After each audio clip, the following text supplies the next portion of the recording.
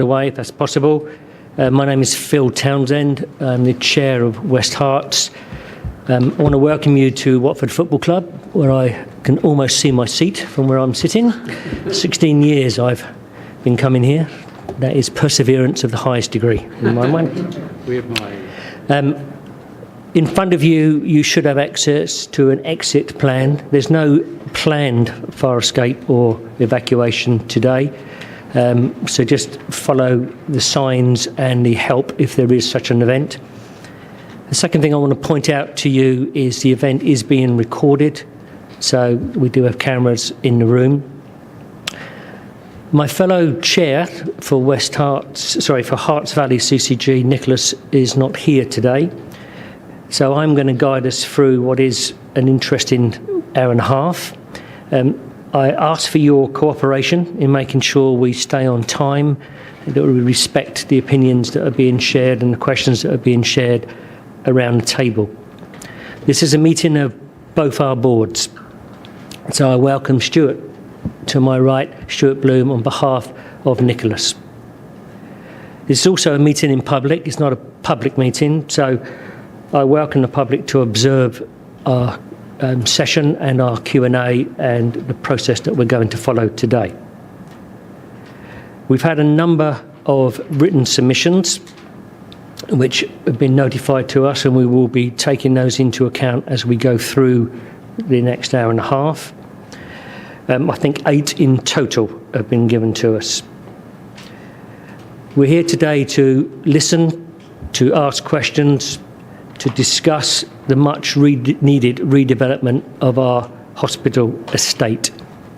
By 10:30, I hope we have a common view of the emerging and preferred way forward. Got to stress though, it is not a decision-making meeting. Those events occur on July 11th. There are 2 boards on July 11th, one in the morning hours and then one in the afternoon for CCG. On the back of that, that's where the confirmed preferred way forward will take place, and it will be on the back of that that we will enter our preferred way forward into strategic outline case and then on to our regulators. So there is a lot to discuss. So without further ado, I'm going to get on with a round of introductions. So if people can bear in mind the switching on and off of microphones, which might be a challenge to us, but we'll give it a go. And I want to ask Jeremy to start on a round of introductions. Good morning. I'm Jeremy Livingstone. I'm here in my capacity as Divisional Director for the Division of Surgery, Anaesthetics and Cancer, but I'm also a consultant surgeon and have worked at West Herts Trust for over 20 years now. Good morning, I'm Ginny Edwards, I'm Vice Chair, and I'm also the Freedom to Speak Up Guardian for the Trust. Hello, my name is Don Richards. I'm the Chief Financial Officer for the Trust. Good morning, my name is John Brougham. I'm a Non-Executive Director for the Trust. Good morning, my name's Tracy Carter. I'm the Chief Nurse for West Herts NHS Trust. Morning, my name's Andy Barlow. I'm Divisional Director for Medicine at West Herts, and I'm a consultant chest physician for the Trust, and I was appointed in 2005. Good morning, I'm Mark van der Waart. I'm the Medical Director and a consultant cardiologist, been at the Trust since 2000. Good morning, I'm Paul Cartwright. I'm a Non-Executive Director at West Herts. Good morning, I'm Jonathan Rennison, Non-Executive Director for West Herts. Good morning, I'm Laura Abel. I'm Corporate Governance Support Manager from Herts Valley CCG, taking the minutes. Morning, I'm Catherine Maxim. I'm the Chief Executive Officer at Herts Valley CCG. Good morning, I'm Christine Allen, Chief Exec, West Herts. Good morning, Stuart Bloom, lay member of Herts Valley CCG Board and Deputy Chair. Hello, my name is Helen Brown. I'm Deputy Chief Exec at West Herts Hospital. Hello, I'm David Evans, Director of Commissioning at Herts Valley CCG. Hello, I'm Kate Page. I'm a Board GP and Locality Chair for Hertsmere. Hi, I'm Diane Kirbishley. I'm Director of Nursing and Quality and Deputy Chief Exec in Herts Valley CCG. Good morning, I'm Alison Gardner. I'm a lay member at Herts Valley's CCG and also the lead on patient and public involvement. Morning, my name's Paul Smith. I'm the lay member responsible for governance in the CCG. I'm Caroline Hall. I'm the Chief Finance Officer for Herts Valley CCG.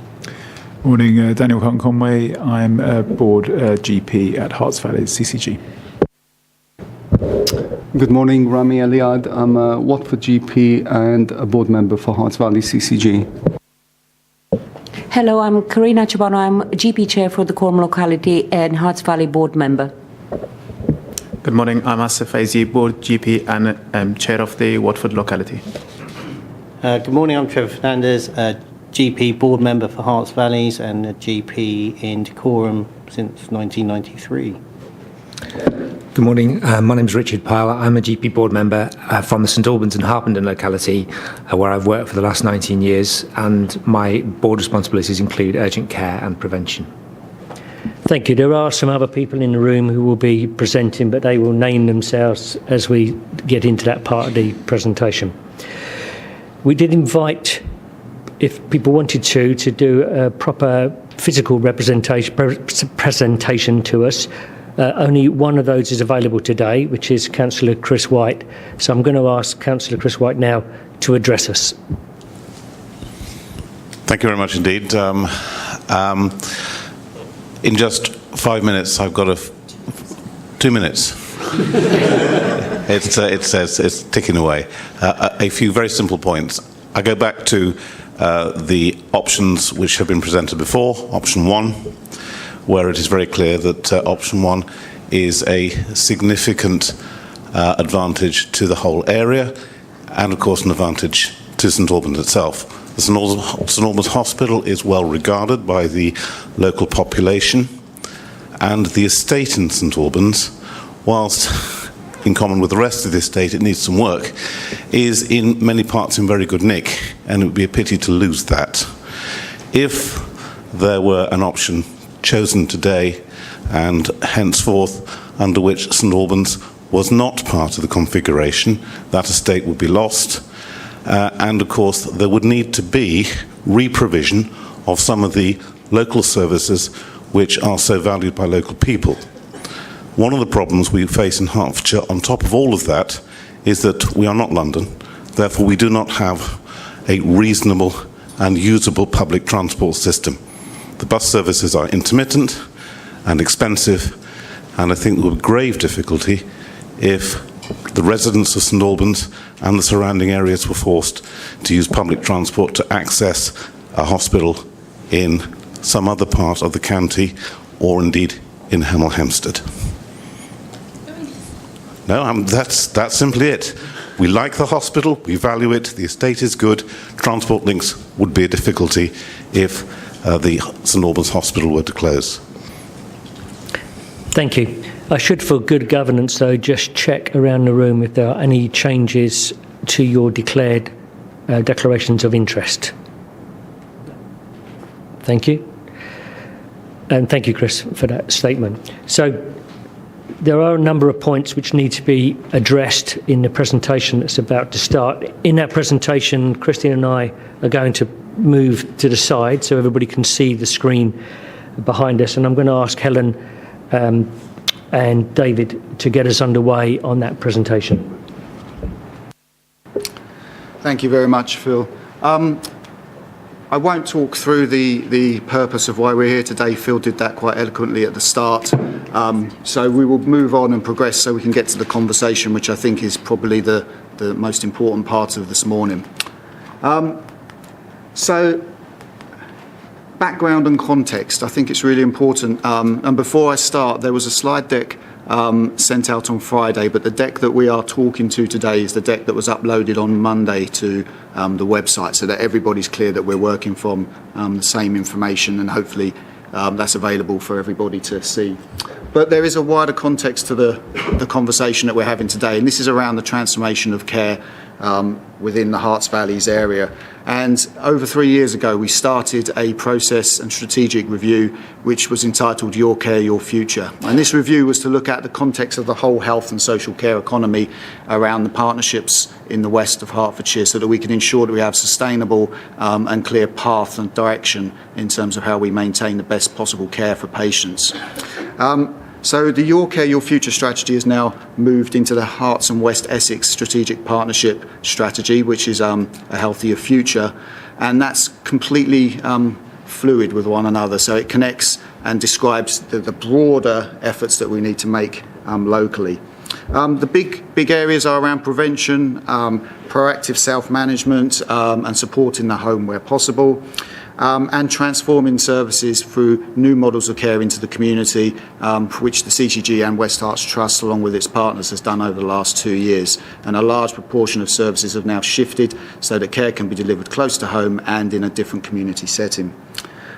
We've also, throughout this process, carefully modelled demand and looked at how those services will pick up future demand, future growth, whether that be through population increases or housing growth within local plans. So today's discussion is really focusing on the solution that we need within our hospital estate that ensures that we can deliver the best possible care going forward, in line with the strategy that we've talked to the public about and colleagues around this table over the last few years. So where's the history here? Well, we've been trying to secure funding historically for quite a few years. As you can see, this goes back to the 90s in terms of hospital provision and estate deterioration. That we need to get to a place now where we can fundamentally improve our estates. There's been various strategies over the year, and you can see those in the slide. I think this is the first opportunity that we've come as close within either a commissioning and regulatory system as well as within the provider to actually get money that can substantially make a difference, and especially within the financial constraints of the national economy. This is really a kind of once-in-a-lifetime opportunity to get something through to the comprehensive spending review this autumn. I won't stay on this slide for too long, but it does demonstrate that this is a system that's worked hard to get to where it needs to get to, and I think today's conversation needs to move us forward in that direction. So national context in line with that journey that we've been on, there is really limited public dividend capital available. The government has made it very clear that the money that we are supposed to be working to in terms of the rules of a 1-to-1 ratio on annual turnover is the money that we can only use to improve our estate, and we are no longer supported to use private investment as part of that process. Affordability is a key issue, and we will explore that more today throughout the presentation.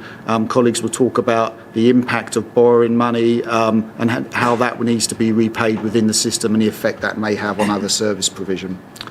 So in the context, regulators have been very clear to us that we have to work within an envelope, and we have made our best endeavours to ensure that our proposals align within that envelope and that ability to deliver something that can make substantial change to the local system and to the hospital trust. So with that in mind, we intend to submit towards the autumn, and as you can see on this timeline, it is really important that we get this to the comprehensive spending review for autumn so it can be ring-fenced, and we are very high on the agenda in terms of our regulators' view of investment opportunities for this hospital trust. So with that in mind as an intro, I'm going to hand over to Helen Brown now, who's going to talk you through some more detail. So I'm not going to dwell on the case for change because I think everybody in the room has heard the case for change many times and understands the really imperative need to improve the estate here at West Herts.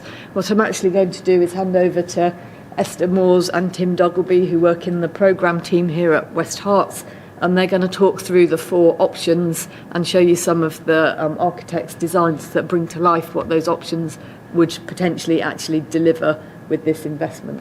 So over to you, Esther and Tim. I have given them quite a challenge to do this in 10 minutes. So it is a highlights of the 4 options. Oh, we need to switch the presentation. Okay, thank you, Helen. So my name is Esther Moores and I'm the Programme Director for the Acute Redevelopment Programme. Tim and I work very closely on the scheme and developing the different options, so we'll give you a flavour of each option. We're conscious that they have, again, previously been discussed, but what we'd like to try to do is to show you some drawings that are a work in progress to show how those options might look when they are brought to life. So Tim will start. Over to Tim. Thank you, Esther.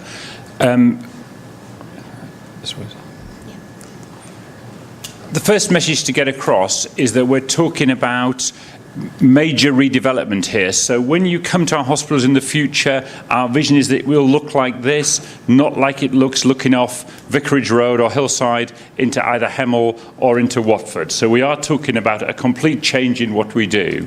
So I will very quickly run through where option 1 takes us, looking at the main part of the investment in option 1 going into Watford, with then some investment into Hemel to improve services, but particularly consolidate services at Hemel, and then at St Albans to create a new cancer and surgical centre there with a new diagnostic suite.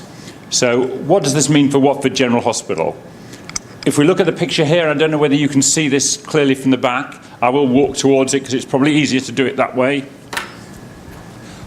What we're proposing, the end state under option 1 of Watford, is a completely new clinical building, bigger than PMOK, sat on the site where the current visitor car park is. We're talking about a new ward building here, which will provide a significant number of our ward bed bases in a new building where the current mental health unit, old mental health unit at Shreddell's sits. And we're talking about a new car park, which we're hoping to have built within the next 12 to 18 months, that will service the current hospital and the future hospital. The remainder of the site that you see here in the purpley pink colour here is then available for disposal for housing development, and at the top right hand corner you see the listed building, and the future of that we will determine as we go through the project. What that looks like pictorially, and this is an image, remember, is there's our new clinical building, this is our new ward base, that's our new multi-storey car park, and this is the housing development that's already going ahead down beneath the football club. So this will look very, very different in 5 years' time to what it does now. A quick picture, because people have been concerned about how we get from where we are to there. What this picture does is just show you very quickly that actually we can move through a series of phases that will not disrupt current clinical activity in order to build our new building and to provide the new hospital with minimum disruption here and get us to the pictures that we just talked about before. This is very much an artist's impression of what our new building will look like. So a major new clinical building here, the new multi-storey car park down the bottom, and then if you look off to the side, you'll see in the back PMOK that's been reclad, new windows, new cladding on the outside, so even PMOK will look like a new hospital. And then if you look towards the back, you'll see the opportunities for housing development, which could potentially support the NHS or the wider Watford community. Again, just to indicate that we have done some work in this. This isn't just pictures. This shows an indication of how, by services, we've looked at the connectivity and the adjacencies that we would need to do in this new estate, so we can link the new building with what we're retaining in PMOK and what we're going to have in the wider estate. And again, pictorially again, one of the key things that we're looking for in option 1 is to be able to refurbish the great majority of the bed base, as well as giving us a brand new theatre block, a brand new women's and children's block. So those two facilities brand new, but critically, a large amount of our 6-bedded bays transformed into 4-bedded units with ensuite and with a greater number of single rooms. So the nursing side of it improves significantly under this option. At Hemel Hempstead, very quickly, because we need to look at what happens on the other sites as well as Watford. What we're looking at Hemel Hempstead is that site, which is huge at the moment, going down into the size it needs to be to deliver a planned medical service on the Hemel Hempstead site, based on Verulam building, which is the best condition building that we've got on the site at the moment. In order to do that, we will need to relocate the UTC. So the building that you see in green there is a new provided UTC. And the reason for that is to enable the rest of the site to be disposed, we need to remove the district heating system and the utilities that serve the rest of the site and make it a self-contained hospital site, allowing probably somewhere in the order of 2 to 250 housing units to be built on the sites that we vacate. And at St Albans Hospital, as well as creating this planned medical facility at Hemel, we're looking at enhancing the surgical facility at St Albans, and in particular the diagnostics associated with it and the cancer services that link to that.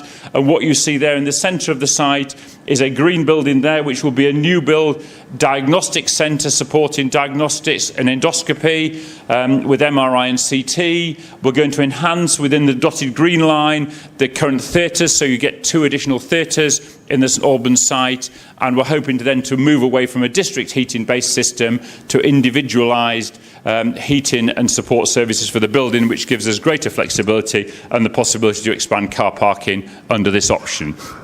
So a very, very quick run through of what option 1 does, which is major investment at Watford on theatres, women's and children's and the bed base, but also an enhancement to the facilities at Hemel to create an effective joined up planned medical service, and at St Albans to create a planned surgical and cancer facility. I'll now hand you over to Esther, who will run through the other options. Thanks, Tim. So I will quickly talk about the other options and talk about the differences from the description that you've had, so we can try to keep the discussion moving at pace. I think it's worth saying that all the options try to maximise the opportunity for new buildings. It's where they're going to be that changes between the options. Option 2 was the option in which we moved to 2-site working, and those 2 sites being Watford and St Albans, with the thinking that actually with the theatres already at St Albans, the extent of the new build there would be more limited and you would continue to do more at Watford. However, when we had the qualitative scoring exercise, compared with options 1, 3 and 4, St Albans didn't score so well by quite some margin. So at this point, we haven't developed those drawings in a great deal of detail. So I will talk you through the drawings for options 3 and 4. Option 3 is where, again, we move to 2 sites, a site for planned care at Hemel Hempstead and the emergency site continuing at Watford. So in order to do this, there would be a reduced investment in the buildings at Watford, because we would need, of course, to invest more to be able to get the planned care services focused on the Hemel site. How that looks in practice, I would ask you to continue to bear in mind those artists' images that you saw for Watford earlier. It's the scope and the size of those that would change under this option. So, here is our existing PMOK building, and as Tim described, there's a large building at the front, a new building. What we would continue to do would be to provide a new emergency and assessment area there, new women's and children's services, but we would not replace our theatres and critical care block. They would instead be reconfigured, refurbished as they are at the moment at the top of our PMOK building. We would also do slightly less by way of refurbishment and reprovision of the bed base that's currently in the PMOK building. So our new bed building here would be a smaller scale building, and we would not refurbish to the same degree within the PMOK building.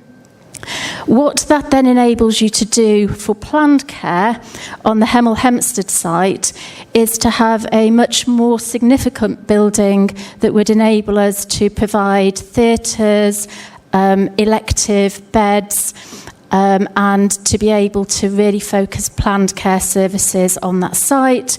We would, of course, need to provide more parking to service those facilities. So the pale green block that you can see there is the parking facility that we would need at Hemel under option 3. Moving now on to option 4. This is the option with emergency care, of course, still at Watford, and having a new planned care site. And under that option, we wouldn't continue to then have the hospitals at St Albans and at Hemel Hempstead as at present. The planned care investment under this option, again, is increasing. It's greater than under the options we've already discussed.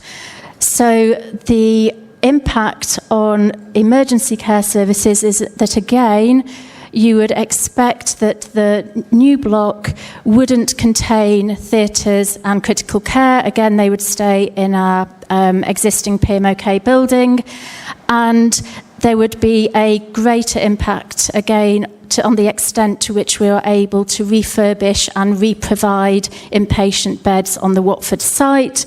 So this new building, where we currently have the Schrodels unit, would be significantly smaller, and there would be less refurbishment of our existing bed base at Watford compared with option 3. To give a sense of what that then enables you to do on a planned care site, what we have here is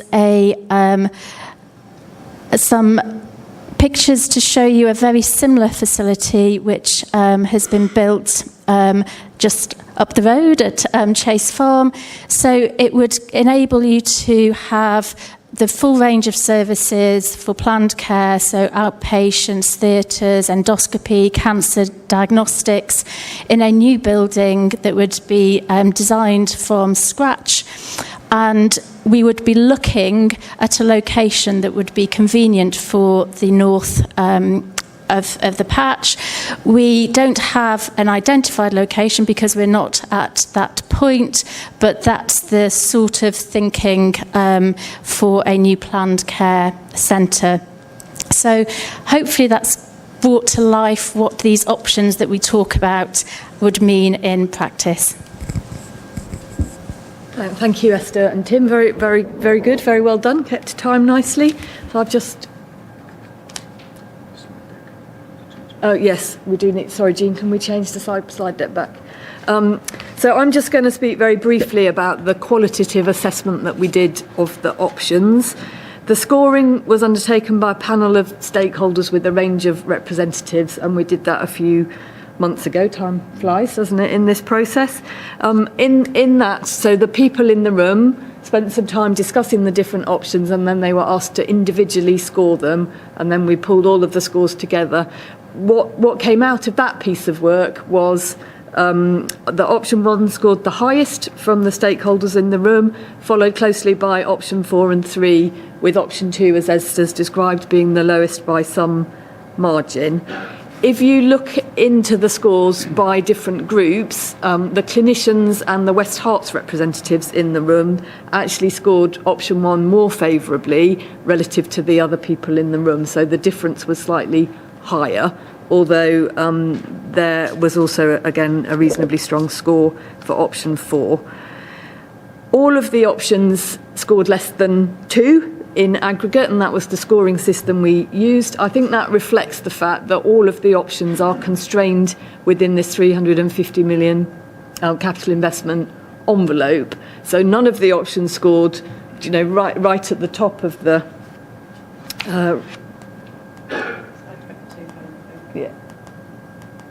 right at the top of the list.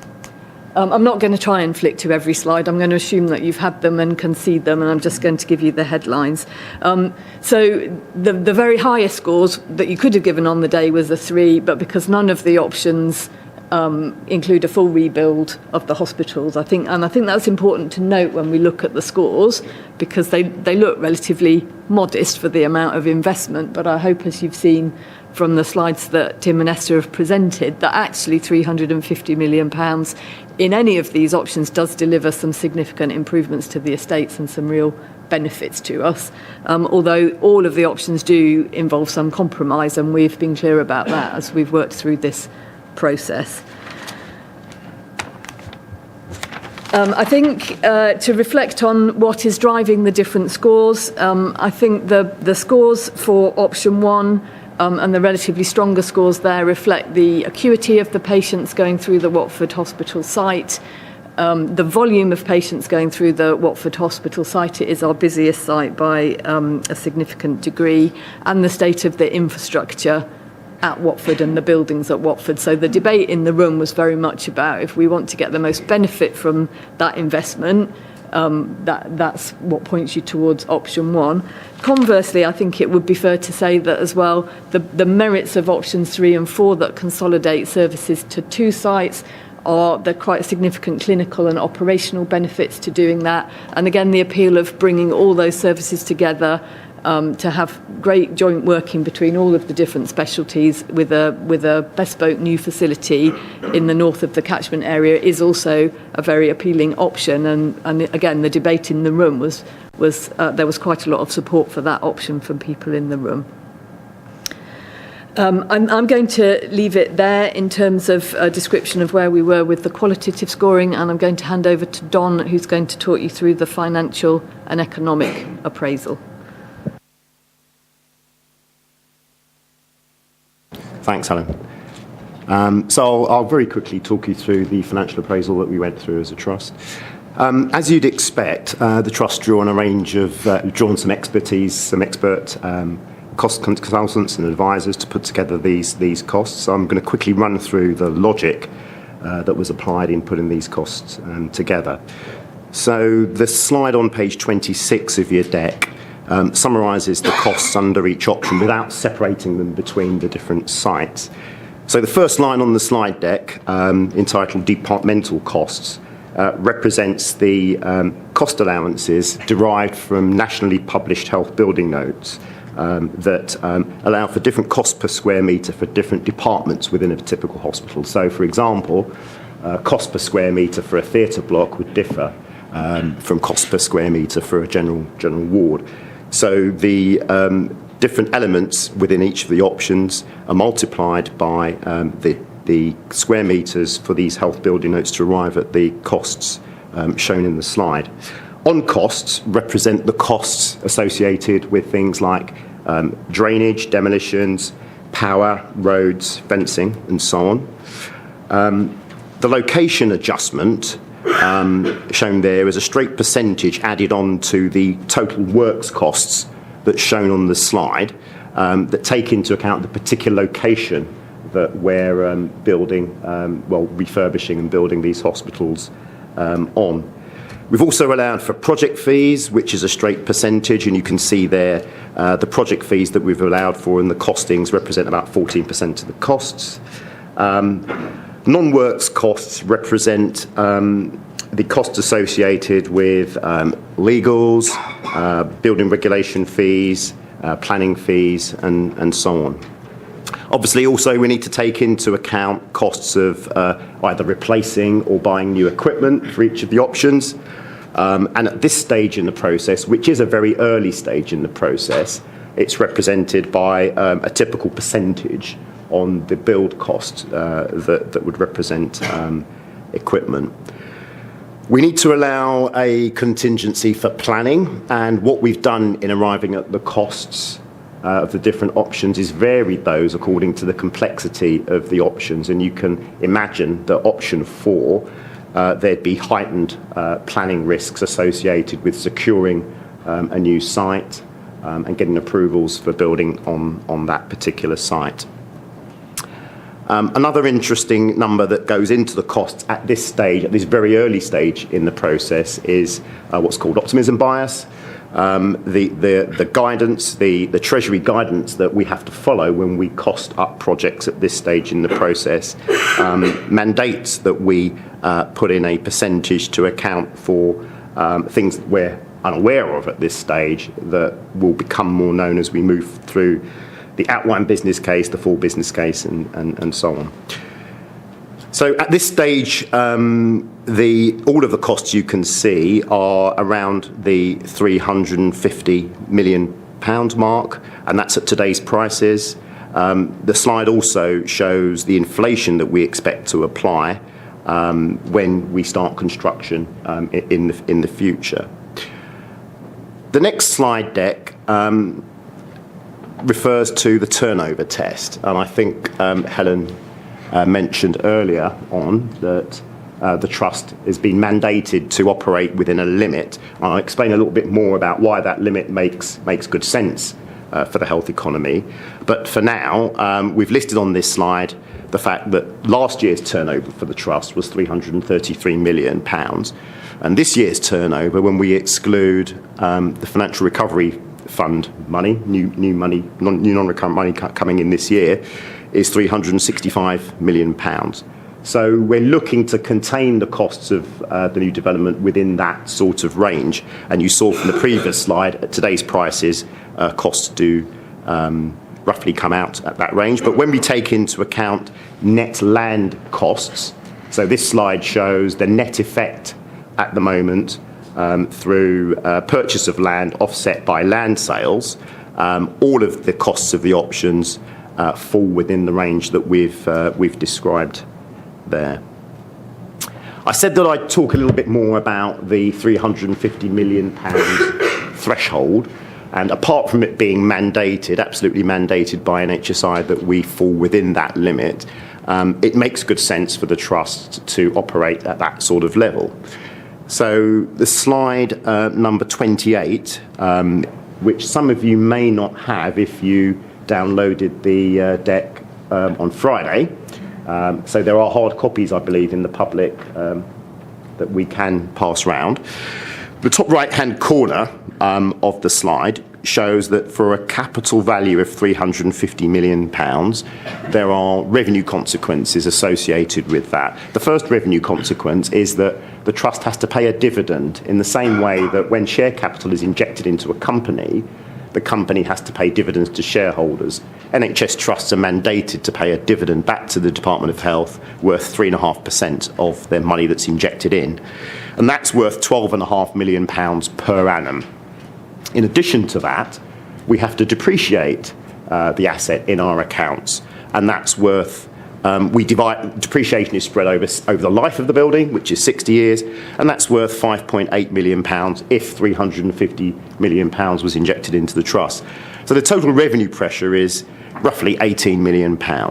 When we compare that to our turnover, that's worth about 5% of our turnover. And we know from experience that an extra 5% of our turnover in savings is right at the upper end of savings that we could expect to make.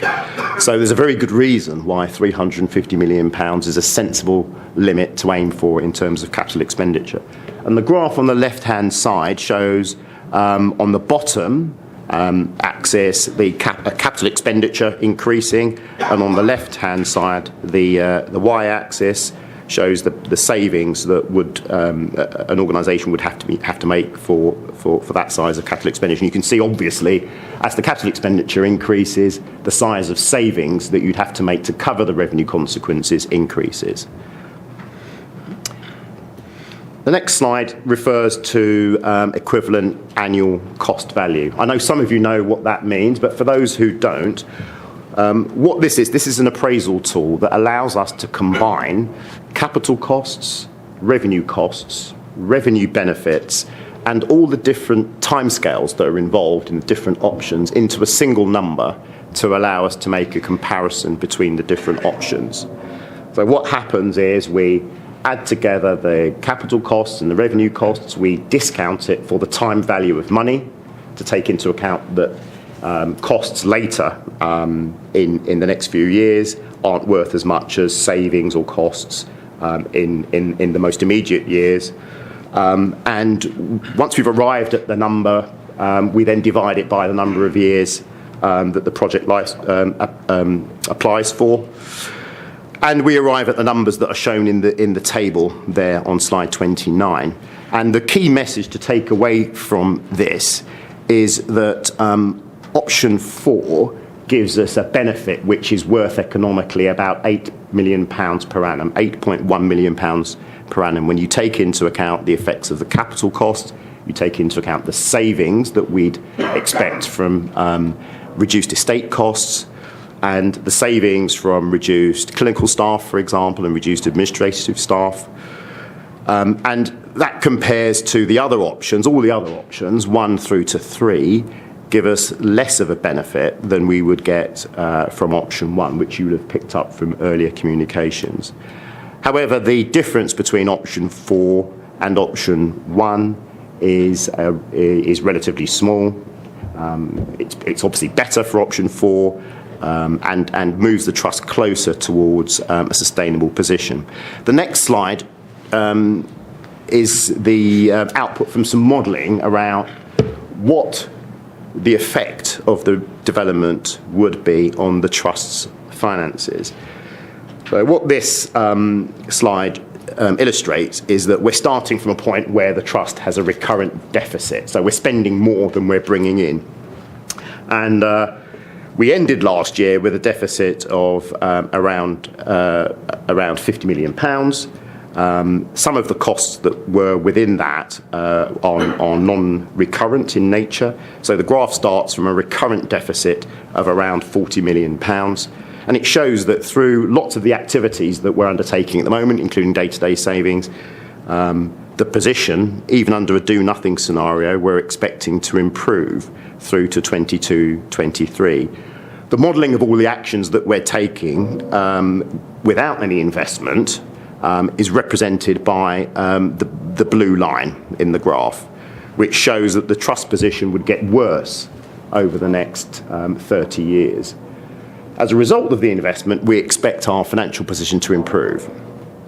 So, first of all, because of the capital charge effect that I described in an earlier slide, the trust finances are expected to get worse, but once the development is completed, we expect the savings through reduced clinical staff costs, reduced estates costs, to improve the trust's financial position. The important thing to note is that each of the options improve the financial position or affect the financial position in different ways. Option 4 is represented by the green line, and that shows that the trust gets to a sustainable break-even position more quickly than the other options. So a key takeaway point is that option 4 takes the trust to a break-even position represented by the black dotted line 3 years more quickly than option 1. So I think that's the end of that analysis. Thanks, Alan. Thank you, Don. So again, there are some more slides in the pack which show some initial equalities analysis that we've done. I'm not going to dwell on that today either. We'll talk about that more when we meet in July, but it's work that's underway to just make sure that we do understand whichever option we go forward with, what the particular impacts are and how we would need to mitigate those. But overall, as you would expect, an investment, a significant investment in the estate, whichever option we go with, should improve access and equalities for all of the different groups. So I'm just now going to say brief words about stakeholder engagement. We've already mentioned the panel that we've had working with us through this process. We've held a number of meetings over the last several months to keep people informed of what we're doing, and we will continue to do that. We noted at the beginning that we'd received some written representations today, and obviously one verbal representation from Councillor White. Again, I'm not going to try and cover every point, or collectively we're not going to try and cover every point that was raised in those representations, but we are going to pick up some of the key points that were raised. And we've got some frequently asked questions on the website, and we will be updating those to take in any new points that have come through these representations. And again, just for assurance, the board members have received those representations and have had an opportunity to look. I think we are getting some fairly consistent feedback as we go through this process. There clearly are a group of stakeholders who are disappointed that we're not looking at a new hospital on a new site for emergency care, and believe that we should be seeking to pursue that option. Partly that's a question about our capital costing methodology and whether those costs are accurate, so we will pick that up again. But it's also a view that potentially we should be asking for more money than has been indicated to us. So I'm sure we will pick that up as we go through the discussion. The other points are, if we set that one aside, there's been a good debate and engagement around the pros and cons of the different options.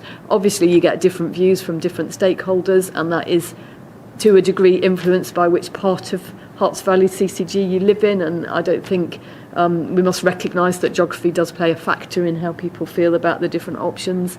And then some consistent themes which really are things we absolutely need to take account of whichever option we proceed with, and actually need to think about for today. So there are messages about access and how it can be challenging to access our hospitals. And we need to think about not just how we improve car parking or transport routes, but how we change delivery models that reduce the need for people to travel in on multiple occasions to access care. So we're just going to pick up key points. And I think Don's probably covered some of the key points around the capital in the presentation he's just given us. But Don, bearing in mind that one of the key points from some of the campaigners is that they don't believe our capital costing figures, can you give the boards some assurance around that issue? Thanks, Helen. Yeah, I mean, the first thing is that these costs haven't been arrived at by me locking myself in a darkened room with a spreadsheet and coming up with costs. We have to employ expertise, expert cost consultants, expert estate advisors and financial advisors to come up with these costs. And the methodology is pretty much mandated. As I said earlier on, there are nationally published health building notes that we have to apply. I think there is one area of subjectivity within all this, and that's how much activity we expect to have to deal with in the new development. But we've been working in partnership with the CCG, within the STP, around what sort of demand we can expect over the next few years. And we've also had the benefit of an informal review by NHS England. NHS England have a section called the Project Appraisal Unit, and their job is to look at every scheme in the country and make sure that the costing methodology that's been applied is consistent, it's reliable, and is likely to represent the costs that we'll experience when we start building. And the final point I just wanted to make, this is an early stage in the process, so the regulations that we're following in putting these costs together are appropriate for this early stage. Later on in the process, we'll have drawings and designs and so on, and we'll be able to refine the costings at those stages as well. And the other point that I'd like you to just pick up is the land sale value, which is raised as an opportunity.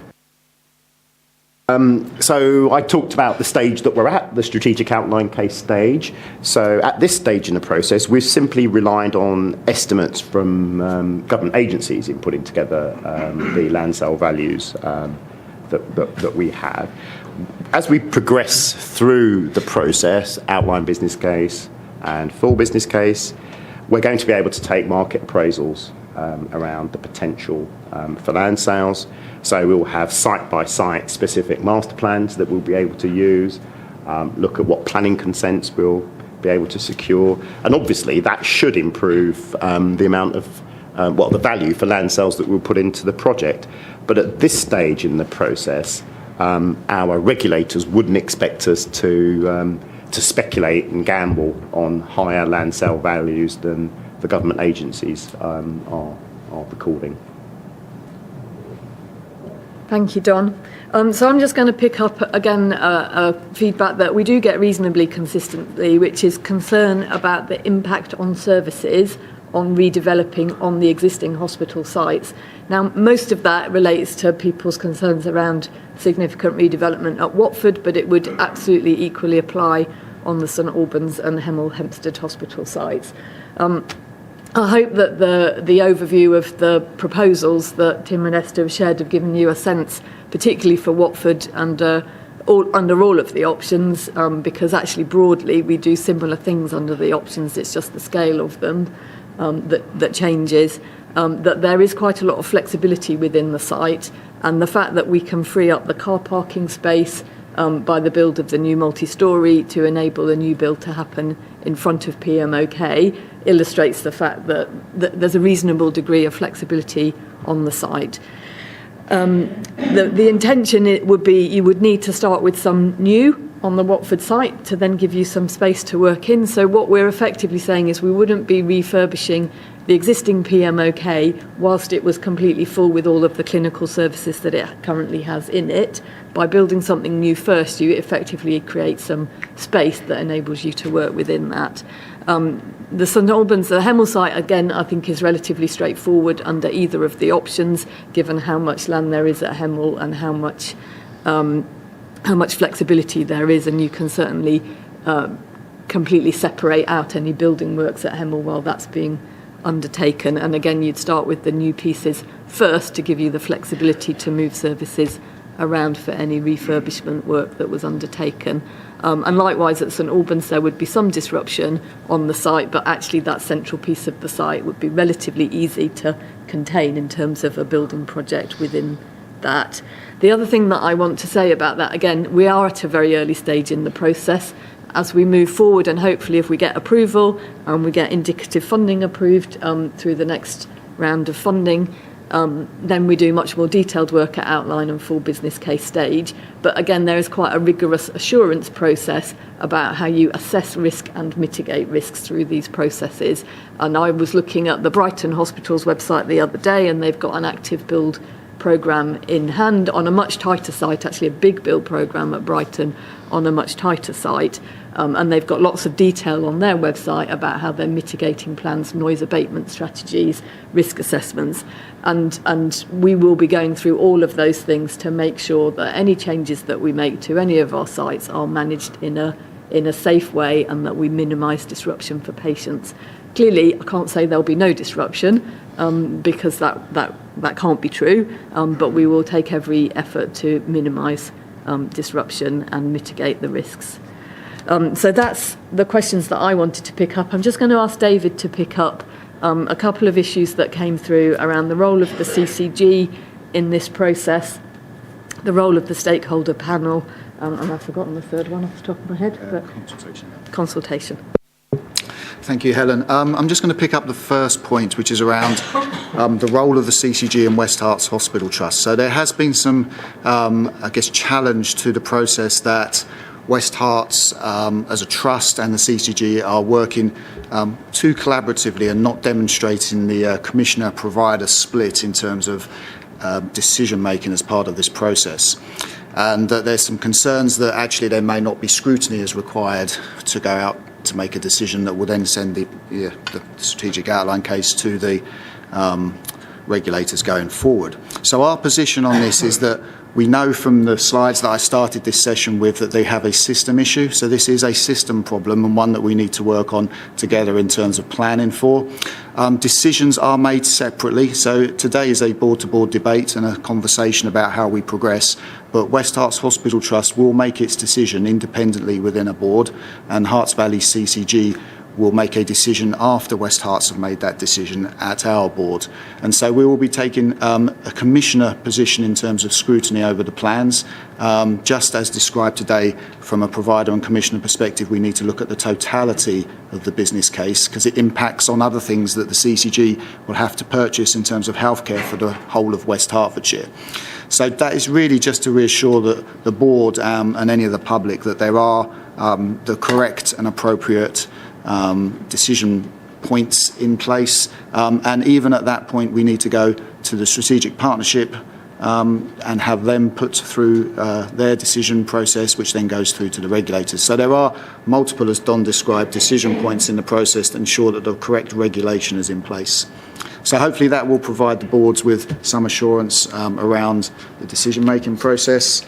The other question was around the role of the stakeholder panel. So there was some concerns that the stakeholder panel wasn't demonstrating its right decision-making and appropriate representation of individuals on that panel. Reflections and information provided to the stakeholder panel was that it wasn't a decision-making panel, it was an informing panel. So the process was for the stakeholders to go through the options, look at the data and look at the information, and it was a combination of members of the public, consultants from West Herts Hospital Trust, management from West Herts Hospital Trust, the CCG, GP members, we had patient reps and a mixture of enough people that could inform a decision at the end of that would go to our boards to support the conversation. So in reality, most people were supportive of all of the options that were presented in the shortlist, and only one person was still wanting to continue to pursue and felt that we should be pursuing the greenfield option. So that is the position that we felt we needed to make clear today, because it was a stakeholder panel that would inform the decision, not a stakeholder panel that was making a decision. And I think there's a clear distinction that's needed to be made there. The third point was around requirements for consultation. So we have had public representation that says that we should be required to consult on all of our options.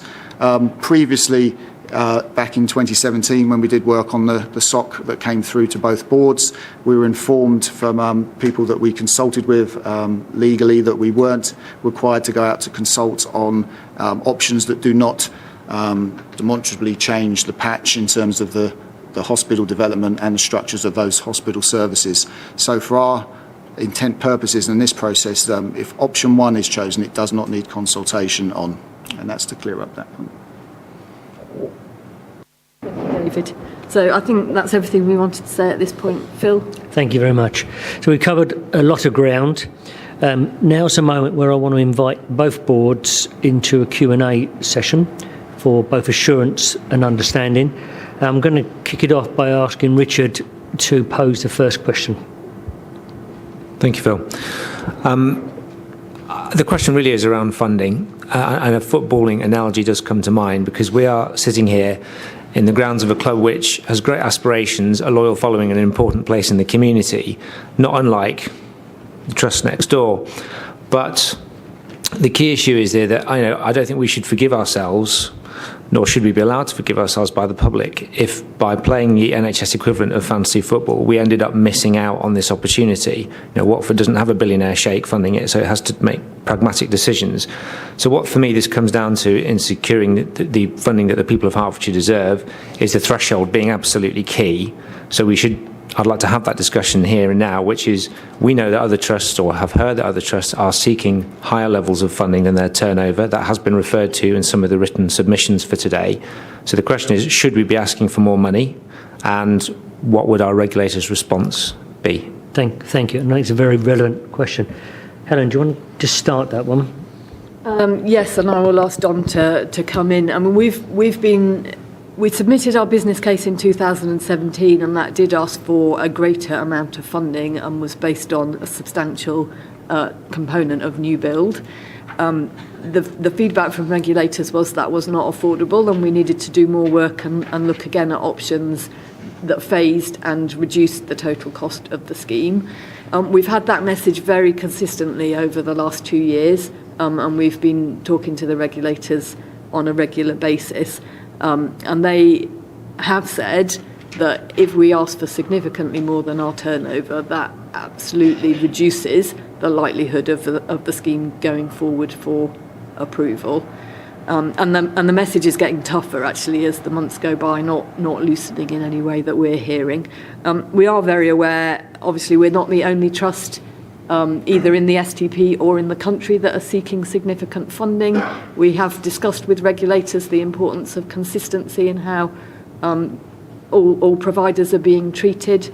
And whilst at the moment we're aware that some, including PAH at the moment, have got proposals on the table that are higher than their turnover, none of the schemes have been approved yet. And we've been assured by regulators that this is a very significant threshold, and we would be very well advised to keep our proposals within that figure. Don? Yeah, I think Helen's summed it up pretty well. I guess there are two routes to getting a different development. One is to challenge the threshold. The other is to cost the scheme to be more cheap and therefore stay within the threshold that's been mandated. And we've challenged both of those routes. All of us as officers have spoken with NHSI about the reality of that threshold, and the message, as Helen said, the message is getting stronger, and it's a reflection of the national position around the availability of capital. But also, if you remember the slide that I referred to earlier on, we haven't found a route yet to make a development twice the size of the development that we're recommending here to be affordable. we can't simply make the savings that are required to balance the books under that scenario. So it does make good sense to work within that threshold, and it is the best route to get the money that we need to redevelop our services. Thank you. Further questions from both boards? Paul. Thank you. I mean, just on the subject of the funding itself, I think it'd be really helpful when we come to the decision point to actually see if it's available, some benchmark information of other NHS major projects to give us that confidence that the numbers that we're looking at are, believable. I mean, I think the consistent thing that comes through the public representations is a lot of the time is that they don't believe us. They'd say, of course you can build a greenfield site for 350 million. So the data's out there. Let's actually have it in front of us so we can be clear that that's what we're doing. I want to talk a bit more about the future-proofing of the project, though. I mean, Don mentioned that we're working with the STP and the CCG on future demand to make sure it's the right size for what we're doing going forward. So I think just a bit more information on how we're future-proofing the thing, that it's the right thing, that it isn't just a patch-up job that's going to be wasting money, which I think again comes through as one of people's concerns is we just finish up with sort of a bit of band-aids here and there. So I think those are things that we really need to bring out. I suppose the other thing I think in terms of future-proofing would be really helpful to understand is, does this major capital investment then preclude us from other capital investment in technology, AI, robotics, all the sorts of things that will take patient care forward in the next sort of 10, 20, 30 years, because we've got this financial burden that we're having to pay back over the years. I think Don said that the level of efficiencies that were needed to deal with this added revenue pressure were at the upper ceiling already, so it didn't sound like there was much more room to do it. So I think those sorts of points, I wouldn't expect to answer them today. I did count them. There are 3 points there, but that's okay. Yeah. So the first one I think we'll hold, the benchmarking question, and we'll pick that up in the next step. But Helen, could you address the second point? So just on the benchmarking, we have done some benchmarking, and we will share that. And our costs are comparable on a per square metre basis, but it's very difficult to compare Hospital A with Hospital B for a whole range of factors. In terms of the capacity, and future-proofing, so getting the hospital the right size is actually one of the most difficult things that we need to do, because we start with activity today. We know that the population's growing. We know that needs are changing.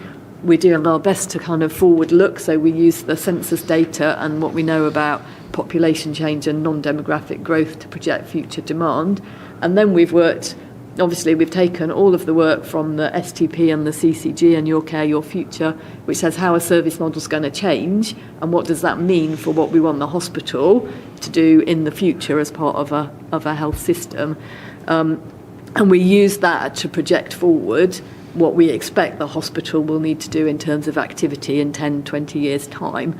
But that's a difficult, complex piece of work, and obviously lots of different things play in there. We will be regularly updating that work through outline business case and full business case process to take account of what the latest possible information. So the key thing is we will do that as best we can and as accurately can. But then the key thing is, because we know the world changes, that we need to build flexibility into the future model, both in the building design, but also in terms of making sure that we keep flexibility within sites. And some good examples, so we've done some work with Chase Farm, who have recently completed a new hospital, and the way they've designed that hospital is so that they're absolutely clear that if they need to expand in the future, exactly how they would do that. So they've designed the new builds in that context, and again, we will be doing that work, and we've given that some thought already, and we will absolutely want to make sure that whatever solutions we come up with in the future give us some flexibility to adapt for change. Can I just go to Don for the third part of it, which was future investment? Don, does this preclude us on future investments? I think the first point to make is that we would want to wrap into the £350 million development investments in IT and equipment and so on, which will help our patient care processes run more smoothly. Every year we will have a capital programme that's determined by the size of our depreciation that we charge in prices, and there is a bit of a quirk in NHS finances, in that the capital that you're allowed to spend is equivalent to your depreciation. And hospitals that have, new hospitals and hospitals with large capital value are allowed to spend more on capital. The logic behind that is, I guess, they need to renew their assets. So that will be a source of new investment. And the other point is, I guess, there are central funds that are earmarked for transformation. There's a digital transformation fund, for example, and there are always new initiatives each year for centrally mandated initiatives. So this won't, in my mind, preclude us from investing in the future. And there's two pieces. There's, can you get the capital in the future, and can you afford to have the capital in the future, because you've still got to depreciate it, and therefore it still has that additional revenue pressure. So it's that piece as well, I think. Yeah. So for every investment, we will have to put a business case together to show that how that investment reduces our running costs. So for this particular change, the savings that we think we can make are around 5% of the capital that's invested. For a different investment in IT, in a completely different area, there are bound to be savings in areas that we haven't modelled for this particular investment. Thank you. Karina. So my question is in relation to option 4 with the very exciting proposal of a new build for planned care. So one of the cons is that no specific site has been identified. So I'd like to know what sort of efforts have been made to find a site, if you know. Helen? Yes, so we did, both in 2017 and again this time, commissioned some independent work to assess what sites were available, and that's published on the website. I think it is a matter already on the record that we have had some discussions with Crown Estate around Junction 8 and the East Hemel development, and that would certainly be an option that we could pursue. And really, again, once we're clear which option we want to move forward with, we're clear that there are at least some available sites, but we haven't defined exactly which site it would be. Thank you. Trevor? Obviously, we've heard quite importantly, obviously, a lot on the finances and the sort of process. I'm just wondering, just going back a little bit, as a clinician and obviously a resident in Dacorum, we're focusing on safe and high quality services for patients in the future. And obviously, at the moment, we're trying to deliver those from not ideal estates. I suppose what I want is maybe a little bit of discussion on what are the greatest clinical risks that we face and how each option might address these, especially 1 and 4, with their different balance on emergency and planned care. Thank you. Mike? Thank you, Chair. I agree with you. I mean, if you look at the statistics, I mean, the majority of the elective work and virtually all the emergency work occurs at the Watford site, and that's where we have the greatest challenges with regards clinical efficiency, with regards to patient safety and patient experience. So I think from a clinical point of view, option 1 gives us far more bangs for our buck, so to speak, and that there'll be a far greater number of patients whose experience will be improved by having the facilities improved on the acute site rather than the elective site, which does less elective surgery currently than the Watford site does, paradoxically. So I think if you look at where most of our inpatients experiences 6-bedded wards, an ED that's not fit for purpose due to its size, the constraints we have with regards improving our technology, even with regards MRI scanners and CT scanners, such a constrained site as we have at the moment, that if we invest on this site, I think we will get a greater benefit with regards to our total patient population. Thank you, Mike. Let me just tell you the order I've got them in at the moment. John, Rami, Caroline, Ginny. So if I can just start with John. Yeah, if I can just go back to the finances. I mean, one of the key objectives of the hospital trust is to get back to financial sustainability, and I guess a key part of that is moving into surplus from the big deficit that we've got at the moment. And I just want to seek assurance. I guess it's from Don. But when we look at the economic analysis, which says that just comparing options 1 and 4 here. If you look at option 1, it's 1.7 million less of a benefit per annum than option 4.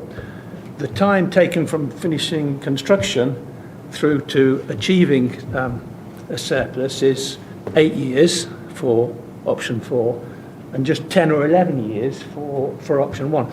And I just want to understand why it is that the deficit is, or the deficit to surplus timescale is only 2 to 3 years longer in option 1 than option 4, when the economic analysis is almost 2 million per annum worse. So I think we need assurance that those two reconcile, Don. Thank you, Don. So if I can, thanks, Chair. Yeah, I'll just paraphrase your question. You're saying that because of the difference between option 4 and option 1, you'd expect option 1 to take longer for us to get to break even. Yeah. So the thing to bear in mind with the EAV is it includes numbers that aren't reflected in the income and expenditure position. So one of those numbers is the residual value of the assets that you're left with at the end of the appraisal period, and that's not a factor in the income and expenditure position. There are also numbers that are included in the break-even position that aren't included in the EAV, and depreciation is one of those. So simply counting the difference between the EAV, between option 4 and option 1, and expecting that to reflect in the difference in I&E positions is in effect an oversimplification. Okay, so I mean the residual value of buildings and depreciation, it kind of halves the 1.7 million down to about 800,000. Okay. Thank you, Remy. One thing here is that we are not making a decision on something that we would find ideal. We're quite constrained by the finances, as we've discussed. I think we're also very constrained here by workforce. And the present state of the estate is such that it is an inhibitor for us getting a good stab at the workforce that's out there to encourage them to come to work in our area. My main concern here is that if we miss this spending review, what is plan B? How do we actually continue with the present estate into the future? I think we have actually a critical situation here, and I think we need to actually put that in perspective rather than sit here and discuss ideals and what we would have hoped for. We have to deal with what we've got. I agree with you, but I'm not sure that's a question as such, or do you want to respond to that, Helen, at all? I mean, I think we make the case very strongly when we speak to regulators that the need for investment is urgent, and actually there is going to be a limit to how long we can safely continue to provide services from the buildings as they currently stand. And I think that is particular. I mean, it is a risk at St Albans with the state of the infrastructure for the theatres, but it's particularly a challenge for Watford, and obviously it's also more critical if we have a service failure at Watford. So our case to the regulators is we can't, you can't say no. You need to say yes, and we're coming forward with a plan that we think is affordable and deliverable. Now, I'm super conscious of time, so I've got 3 more people. Caroline. Sorry, Don, I'm going to go back to the numbers. I'm trying to find a way of distinguishing in my head options 1 and 4, because they're the ones that are the closest and appear to be the most beneficial in both qualitative and financial terms. So my first question is, have we pinned back all the options to 350, and therefore that's why all the numbers look so close? Because, if you're fitting numbers into an envelope, then you're constricted by what you can do with that. If that is the case, then actually the capital cost is the capital cost is the capital cost. What is more important is both the qualitative and the long-term financial impacts. So the EAV for me, again, I'm not really a master of EAV. So is that at a point in time? Or does it stop? Because if you look at the impact on the surplus and deficit, actually option 4 has less impact whilst the construction's going on. So you'll have less deficits as you go through, So you'll have less cumulative deficit at the end, even though the end point is very, very close. Do you see what I mean? So is that a function of you've limited your capital and timing? Yeah. Sorry, So it's a complicated question. It is a difficult question. Thank you for that. It's just, I think what I'm trying to get to is do I need to pay more attention to the finances or the qualitative benefits? Because 1 and 4 are so close in terms of the finances that your 10% optimum bias coming in at 1% or 20% or whatever will impact that really, really quickly and change the answer. Yeah, that's right.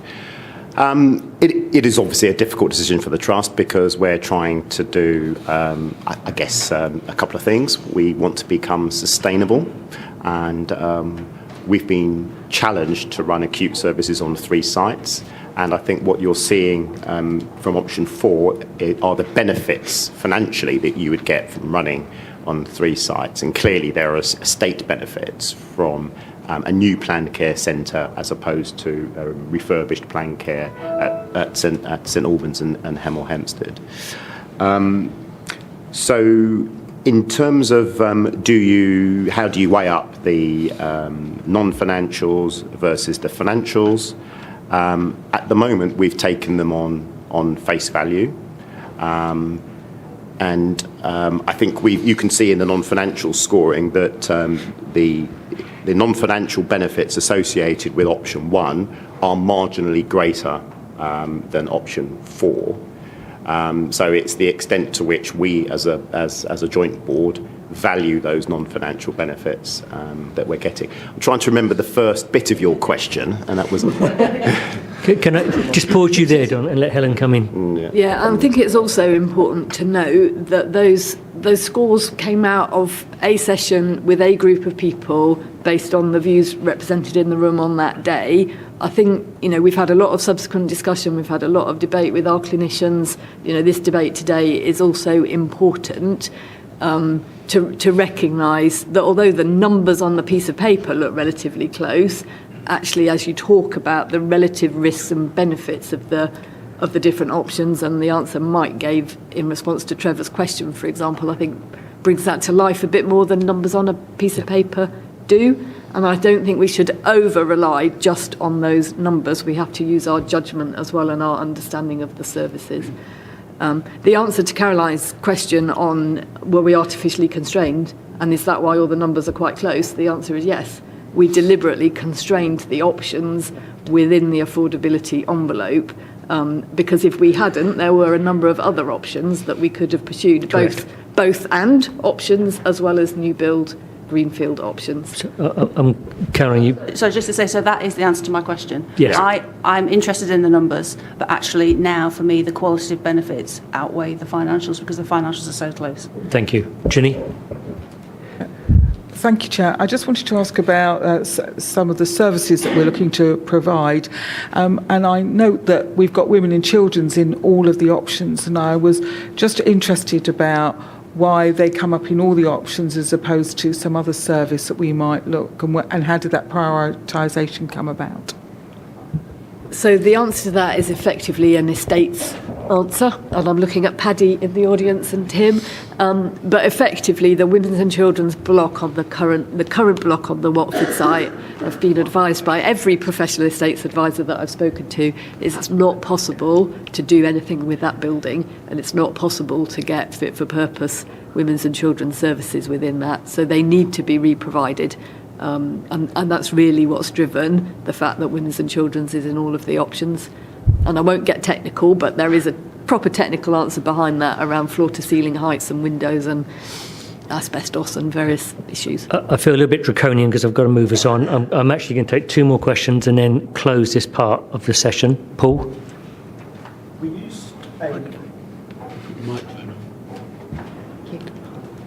We used a government methodology for the land values. Are we confident that when we've got the market appraisals that our preferred option won't change? Don? So one of the obligations on us when we produce the outline business case is to retest the preferred way forward that we arrive at. So theoretically, things could change. but it is unlikely if we have faith in the government agency values that we've got. But the whole purpose of producing an outline business case is to retest the conclusion that we've arrived at. Can I just add? Yeah, go on, Helen. As well, and I think I also would make the point that even if the land sales doubled, they still make a relatively marginal contribution to the overall cost of the scheme. And if you were looking at new build options, you also have to buy land, and we've used the equivalent valuation methodology for land purchase as we have for land sale, so you would expect them to change, not exactly the same, but to a similar degree. So Don's right, we have to retest an outline business case, but I don't think that land sale values are the tipping point in that decision. So I'm going to go to one final question for this part of the meeting. Diane. Thank you. So it was really to build on what Caroline was saying, because I think that was the conclusion I was coming to, that really the finances were what the finances are, and that the qualitative information is much more important. And I suppose that leads me to, in the pack we can see very clearly broken down the equality impact, or a summary of those.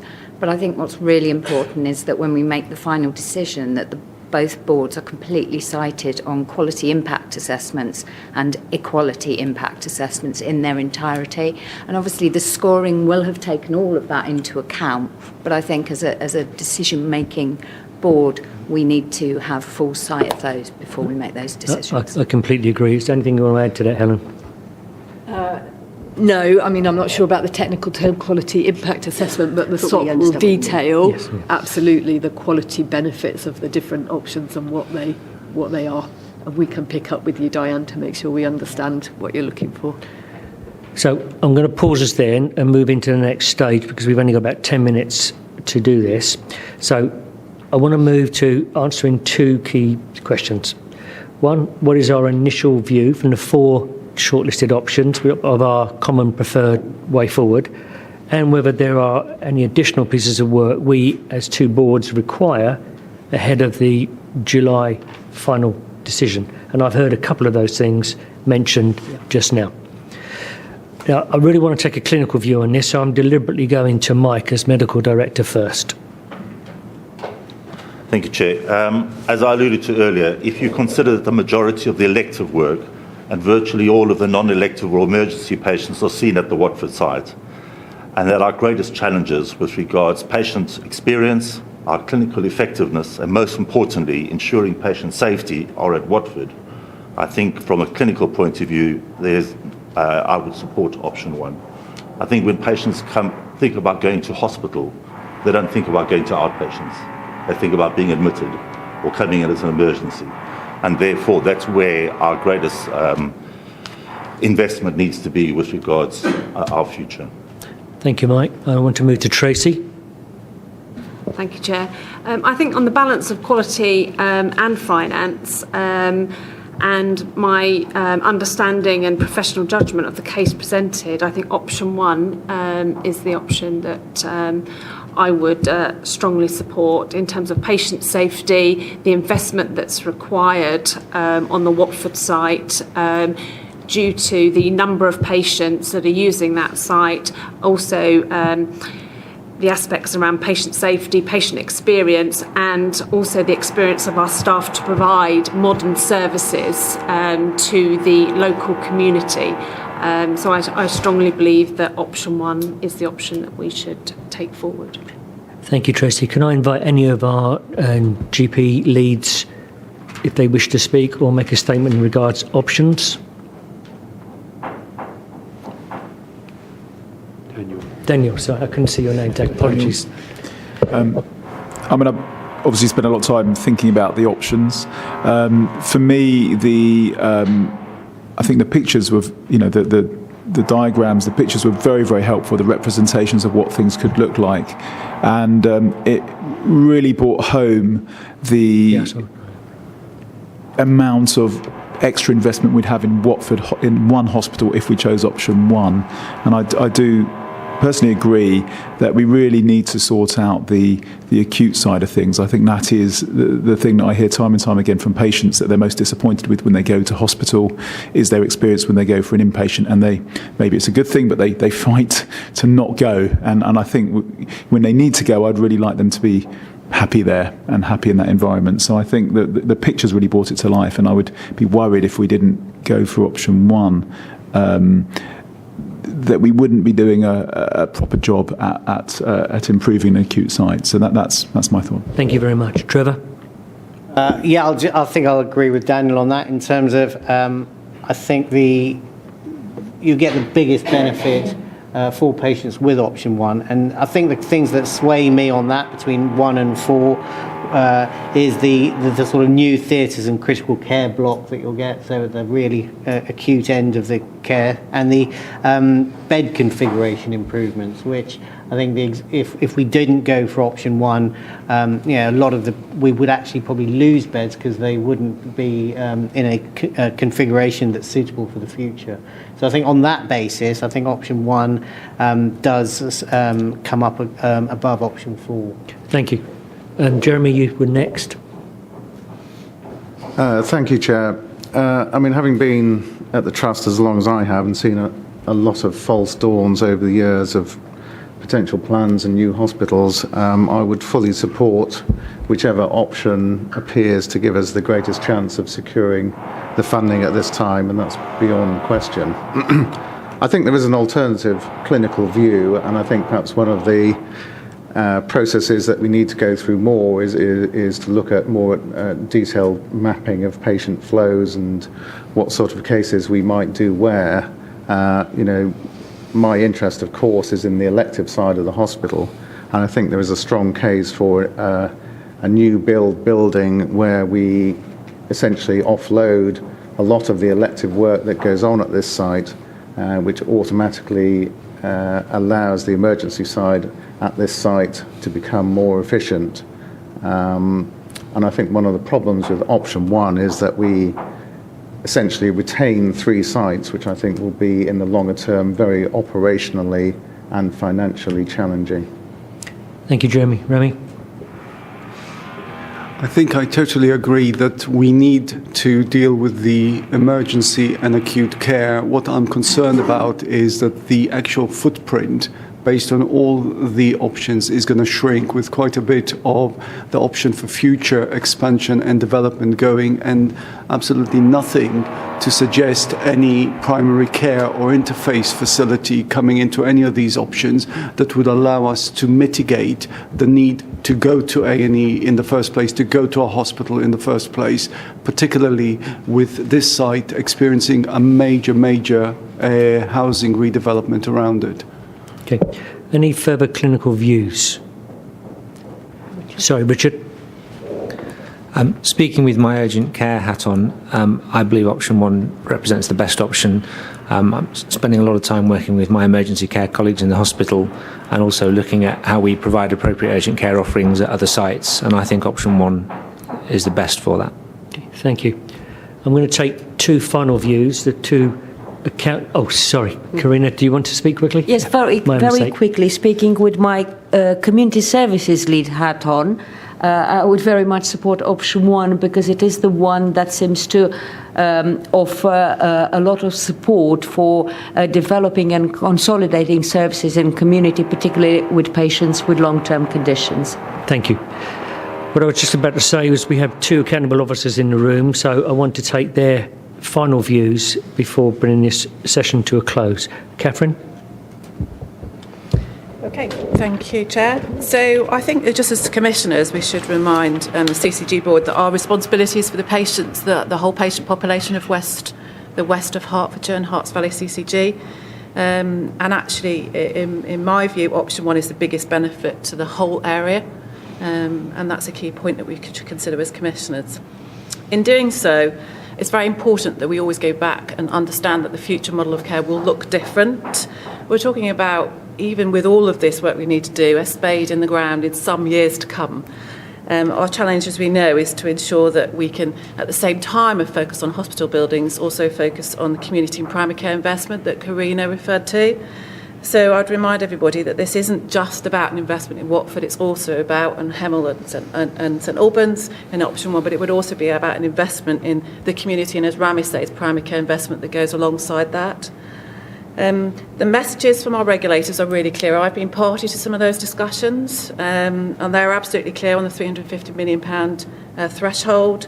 I actually think it's been really, really helpful for us to have that clarity, which we have struggled with in the past, and it's allowed us to shape and form a way forward that's so important for our patients. It's also important for commissioners around the ongoing affordability that Don talked about most importantly. But as a commissioner, a responsible commissioner, we need to make sure that the ongoing services are sustainable for the future of health provision in the West of Herts. So I just remind everybody that this is a compromise. And I think it's a language that we've used at many of our stakeholder meetings. Yes, we do have to make a compromise. We have some thresholds to work within, and I think we've done our best through the process that we follow through to try and balance that compromise. We've carefully looked at the financial considerations, and we're coming to a position where option 1 for me takes into account what's most important, which are the qualitative benefits of patients. And as I said right at the beginning, the responsibility for the biggest benefits of all of our patients across Herts Valley CCG area. So option 1 would have my support as the emerging preferred way forward. Thank you very much. Christine? Okay, thank you. So bearing in mind that I'm relatively new to this health system, this is week 12 for me, so I don't have all of the history that many of you do in terms of the processes and the discussions that we've had over previous years. But what I would say is, having looked at all the facilities that we have to do something, and there is a real urgency in that for me. So important to take a decision and move this finally forward. So listening carefully to the discussions, on balance, my view is that, as we've heard today, the bulk of our patients' care is based on the Watford site. That decision was taken some while ago. In terms of all of our patients, they are primarily seen at the Watford site. Option 1 enables us significant investment on our busiest site. I think Mike has made that point earlier. It is the most challenging estate. And importantly, it retains and enhances facilities at all 3 sites in all 3 communities. And that will ensure that all of our patients and staff at West Herts continue to, within that community, continue to see benefits, which I think this investment will bring. So on balance, whilst it is not the perfect solution, which is exactly what Catherine's alluded to, I think it ensures that we bring better facilities which are severely needed to all 3 sites. And Watford is the busier site. Thank you.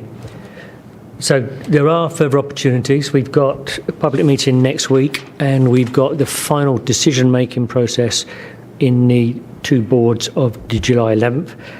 I think for the record, I would like us to record that option 1 is our common preferred view, because I think that's what I've heard around the table today. I want to thank all the people who have presented, all the people who have done endless years, in some cases, of hard work to get us the information to have this level of discussion. And I'm going to close the meeting there as we head towards securing, hopefully, a significant investment for this community. Thank you very much. Thank you.